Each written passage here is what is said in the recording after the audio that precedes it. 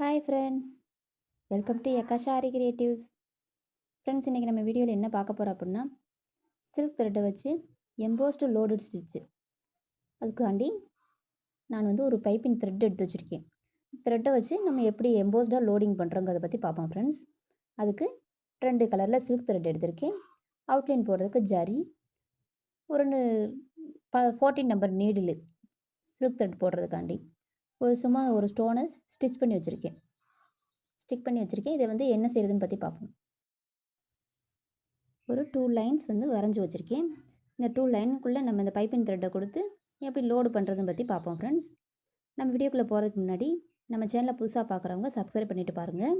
பக்கத்தில் இருக்க பெல் ஐக்கனையும் கிளிக் பண்ணிக்கோங்க. அப்போ தான் நம்ம டெய்லி வீடியோஸ் உங்களை வந்து சேரும். நம்ம வீடியோஸ் வந்து பிகினர்ஸ்க்கு யூஸ்ஃபுல்லாக இருக்கும் ஃப்ரெண்ட்ஸ். ஸோ நீங்கள் சப்ஸ்கிரைப் பண்ணிவிட்டு பாருங்கள். பிகினர்ஸ் வந்து உங்களுக்கு பழகிறதுக்கு ஈஸியாக இருக்கும். வாங்க ஃப்ரெண்ட்ஸ், வீடியோக்குள்ளே போகலாம். இப்போ நம்ம அவுட்லைன் வந்து ஜரி போட்டு வச்சுருக்கோம். ஒரு 4 இன்ச்சு கேப்பில் 2 லைனுக்கும் நம்ம இப்போ அவுட்லைன் ஜரி போட்டிருக்கோம். இப்போ பைப்பிங் த்ரெட்டு எப்படி வச்சு ஸ்டிச் பண்ணுறோங்கிறத பற்றி பார்ப்போம். இப்போ நம்ம இந்த 2 லைனுக்குள்ளேயும் நம்ம இந்த பைப்பிங் த்ரெட்டை வந்து நம்ம இப்போ கொடுக்க போகிறோம். சாதாரண மிஷின் த்ரெட்டை வச்சு நம்ம எடுத்துக்கோங்க. அதில் வந்து நம்ம பைப்பிங் த்ரெட்டை வச்சு லாக் பண்ணிக்கிடுவோம். இந்த மாதிரி நார்மலாக சும்மா செயின் ஸ்டிச் மட்டும் அங்கிட்டு இங்கிட்டு நீங்கள் லாக் பண்ணி வைங்க. இந்த மாதிரி த்ரெட்டை வந்து நீங்கள் லாக் பண்ணி வச்சுக்கோங்க.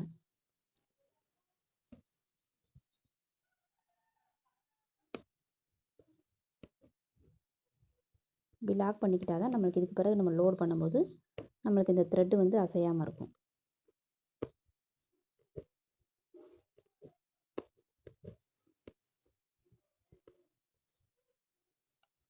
ஸ்ட்ரைட்டாகவும் வச்சுக்கோங்க. அதே சமயம் த்ரெட்டு வந்து நல்லா சென்டராகவும் இருக்கணும்.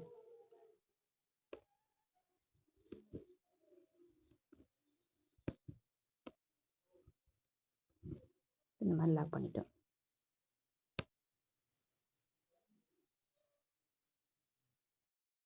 இந்த மாதிரி லாக் பண்ணிவிட்டு இந்த மாதிரி ஒட்டா வெட்டியிருக்கேன், பிசுறு இல்லாமல்.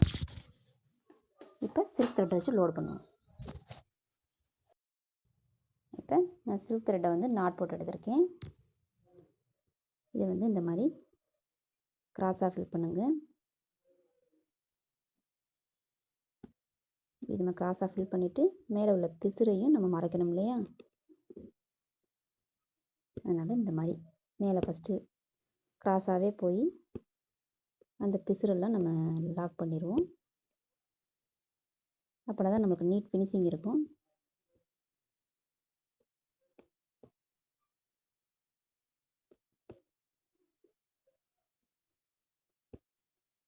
பைப்பிங் த்ரெட்டை வந்து இந்த மாதிரி பிசுறு வரத்தான் செய்யும். நம்ம அதை வந்து லோடிங்கில் வந்து நம்ம நீட்டாக ஃபினிஷிங் காட்டிடணும்.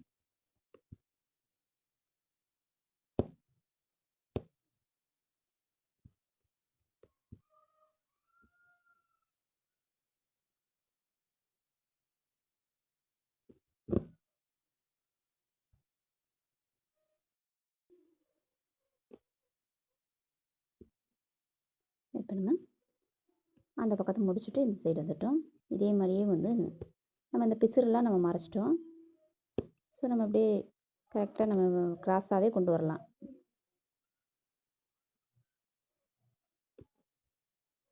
நம்ம போட்டிருக்க இந்த ஜருகைக்குள்ளேயே நம்ம இந்த லைனை கொண்டு வரணும்.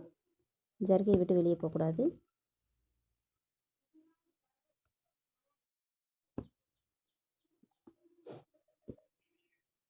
நம்ம இந்த மாதிரி ஒரே கலர் த்ரெட்டையே வந்து நம்ம ஃபுல்லாக அடைக்கணும்னாலும் அடைக்கலாம்.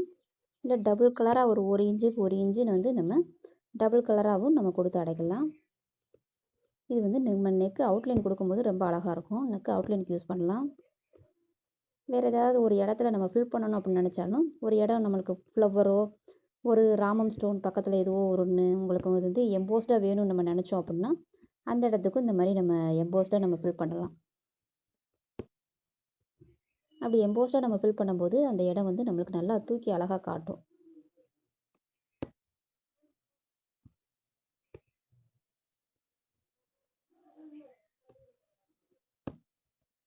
இந்த மாதிரி நீங்கள் கன்வினியூஸாக நீங்கள் ஒரே கலர் த்ரெட்டை வச்சு நீங்கள் ஃபில் பண்ணாலும் நல்லாயிருக்கும். இப்போ வந்து உங்களுக்கு நான் 2 கலராக வந்து நான் ஃபில் பண்ணி காட்டுறேன். ஒரு 1 இன்ச் அளவுக்கு நம்ம இந்த கலர் நூல் வந்து நம்ம கொடுத்துருவோம். நீங்கள் சில்க் த்ரெட்டை இழுக்கும்போது கொஞ்சம் நல்லா லைட்டாக லூஸ் விட்டு இழுங்க. அப்படின்னா தான் சுருக்கு தெரியாது. நல்லா லூஸ் விட்டு இழுத்திங்கன்னா தான் நல்லா நீட்டாகவும் கிடைக்கும். டைட்டாக இழுக்க வேண்டாம்.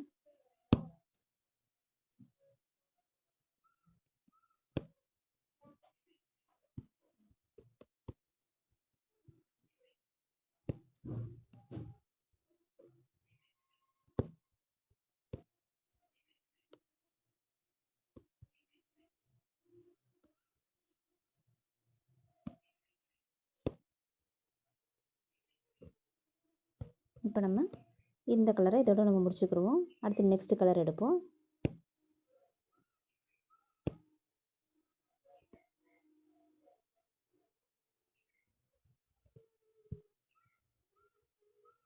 இதோட நாட் போட்டுக்கிடுவோம்.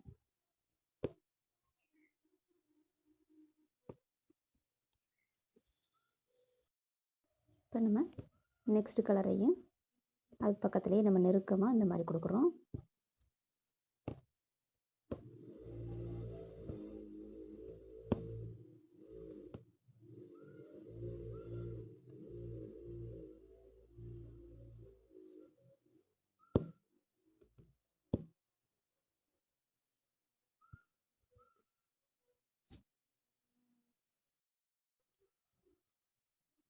இப்போ நம்ம சேரீயில் வந்து 2 கலர் த்ரெட் இருந்தால் நம்ம இந்த மாதிரி காட்டலாம்.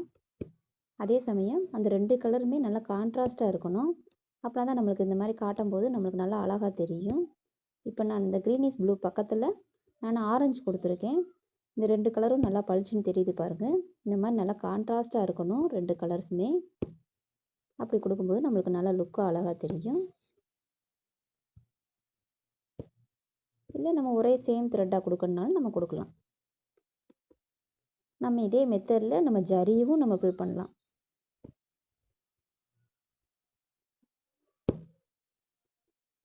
இந்த மாதிரி அந்த கலர் 1 இன்ச்சுக்கும் இந்த கலர் 1 இன்ச்சுக்கும் நம்ம கொடுத்துருவோம்.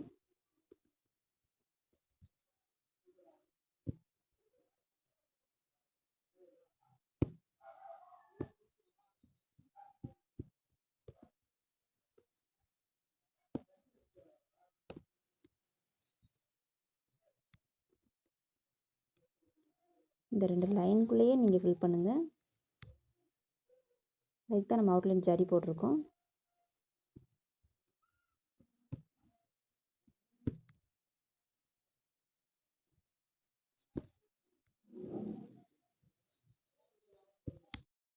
இப்போ நம்ம இந்த ஆரஞ்சு கலர் த்ரெட்டும் நம்ம ஒரு 1 இன்ச் அளவுக்கு நம்ம போட்டுட்டோம். நீங்கள் வந்து இன்ச் டேப் வச்சு நீங்கள் மார்க் பண்ணி வச்சுக்கோங்க. இந்த அளவு தான் இந்த ஸ்டிச்சுன்னு சொல்லிட்டு இப்படி மார்க் பண்ணி போடும்போது ஒரே அளவில் இருக்கும்.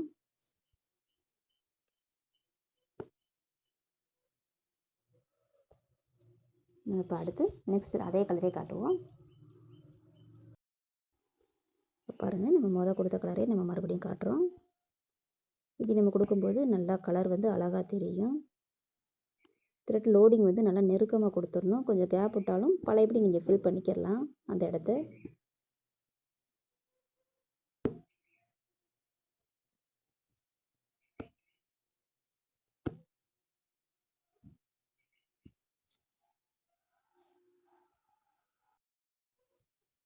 இந்த மாதிரி லாஸ்ட்டுமே நம்ம பிசுறு தெரியாமல் நம்ம ஃபுல்லாக லாக் பண்ணிடுவோம்.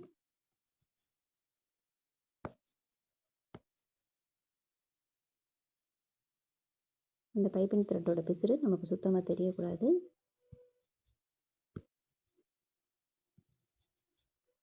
இந்த மாதிரி ஃபுல்லாக லாக் பண்ணிடுங்க. இப்போ ஃபஸ்ட் வந்து பாருங்கள், நம்ம எப்படி த்ரெட் வந்து கலராக 2 கலராக ஃபில் பண்ணது எப்படி இருக்குன்னு பாருங்கள்.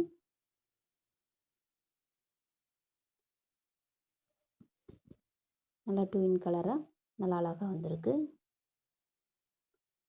இப்போ நம்ம இந்த திலகம் ஸ்டோன் என்ன செய்யறதை பற்றி பார்ப்போம் ஃப்ரெண்ட்ஸ்.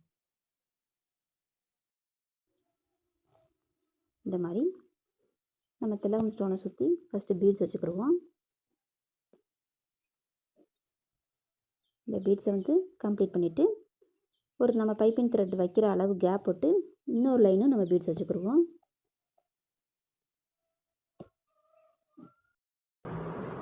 இப்போ இந்த பாசியை நம்ம 4 இன்ச் கேப்பில் 2 லைன் கொடுத்துட்டோம். அந்த 2 லைன் கேப்பில் வந்து இந்த மாதிரி பைப்பிங் த்ரெட்டை நம்ம அந்த எண்டு பாயிண்ட்லேருந்து சும்மா லாக் பண்ணி தான் வச்சுருக்கோம். சும்மா செயின் ஸ்டிச் போட்டு லாக் பண்ணிடுங்க.